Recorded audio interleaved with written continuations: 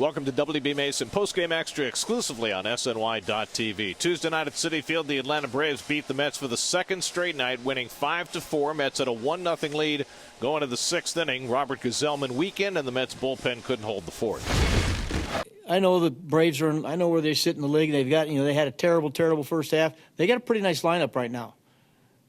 Like I said, say what you want. What the record is, they've been scoring a lot of runs lately. It's well balanced. Freddie's hot. Matt Kemp has made a huge difference. Inciarte, we can't get him out. They're scoring runs, and so we knew we were going to be in a dogfight coming here, especially tonight with Tehran. Gary, you gave the stat third time around the batting order. Batters are batting .368 off Gsellman. After retiring his opposing pitcher, Tehran, he gave up 2 singles to Inciarte, Garcia.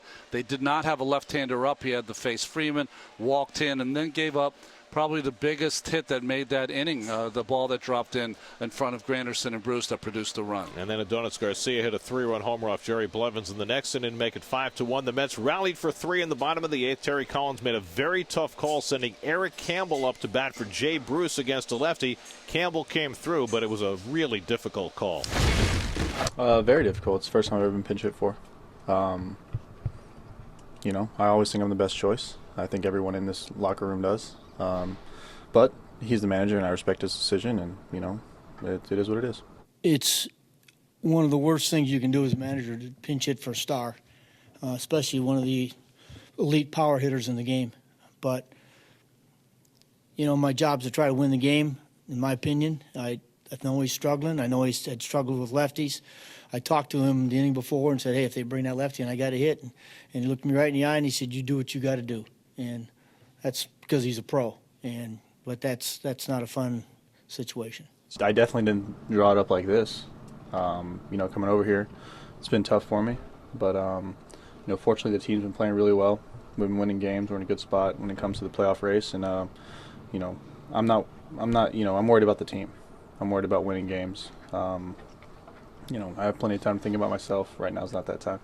There's no easy answers, and I don't expect there to be. So we do the best we can every day, and we take it out there. Tonight we came back and made it a game. And we certainly, again, once a night, you could have said, okay, let's just get it. We'll get them tomorrow, and that's not the way we play. It was a very difficult call. Terry's got to manage to win. We had the big conversation up here in the booth. Ronnie said he would have left Jay in. I just feel that Jay, 0 for 3 tonight, I just saw his body language. I agreed with the pinch hit. I was surprised it was Campbell, the new dad. He came through with a base hit.